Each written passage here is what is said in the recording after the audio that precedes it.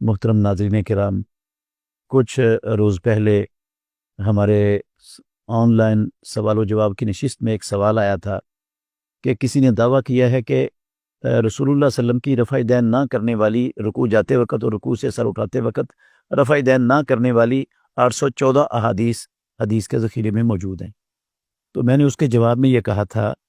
کہ رسول مکرم صلی اللہ علیہ وسلم کے 1.5 لاکھ صحابہ میں سے کسی ایک صحابی کا نام لے کر کوئی بندہ ایک روایت صرف دنیا میں دکھا دے جو صحابی یہ کہتا ہو کہ رسول مکرم صلی اللہ علیہ وسلم رکوع گئے اور آپ نے رفع دین نہیں کیا، رکوع سے سر اٹھایا اور رفع دین نہیں کیا، میں اس کو منہ مانگا انعام دوں گا۔ تو ایک مفتی صاحب جو غالباً مفتی ارشاد صاحب ہیں راجن پور سے، انہوں نے جو ہے نا میرے اس جواب پر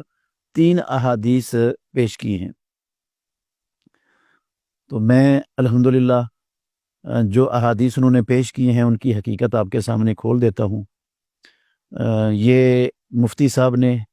اللہ ان کو ہدایت نصیب فرمائے، خیانت کی ہے، علمی خیانت کی ہے۔ یا تو ان بیچاروں کو علم ہی نہیں ہے،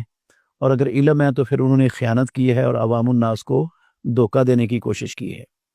میں اس کی ان تینوں حدیثوں کی اصل حقیقت انشاءاللہ الرحمن نہایت اختصار کے ساتھ آپ کے سامنے کھول دیتا ہوں۔ محترم ناظرین کرام، لطف کی بات یہ ہے کہ یہ تینوں روایتیں جو مسند ابو عوانہ کے حوالے سے اور مسند حمیدی کے حوالے سے اور اخبار الفقہاء والمحدثین کے حوالے سے پیش کی گئی ہیں، تینوں عبداللہ بن عمر رضی اللہ عنہما سے مروی بتائی گئی ہیں کہ عبداللہ بن عمر ان تینوں کے راوی ہیں، جبکہ عبداللہ بن عمر رضی اللہ عنہما سے ایک نہیں، 2 نہیں، درجنوں احادیث حدیث کے ذخیرے میں صریح اور صحیح اسانید کے ساتھ موجود ہیں کہ رسول مکرم صلی اللہ علیہ وسلم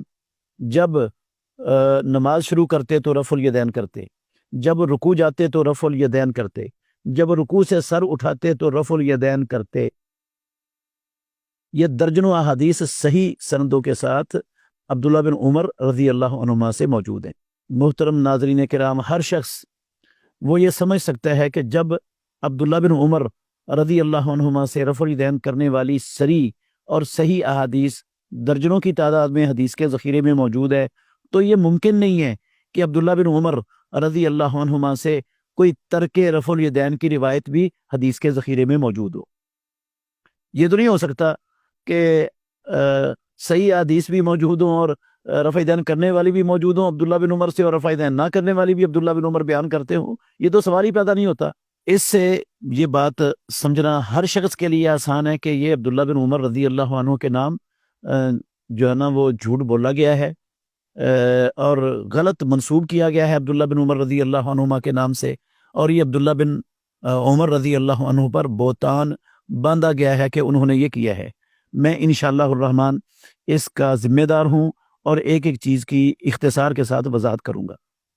سب سے پہلے میں عبداللہ بن عمر رضی اللہ عنہما کی جو صحیح احادیث، صریح اور صحیح احادیث مروی ہیں، ان میں سے ایک صحیح حدیث بخاری شریف سے، اور ایک مسلم شریف سے، ایک سنن ابو داود سے، اور ایک عبداللہ بن عمر رضی اللہ عنہما کا اثر موطا سے، اور ایک مسند حمیدی سے انشاءاللہ آپ کے سامنے پیش کرتا ہوں۔ آپ ان احادیث کو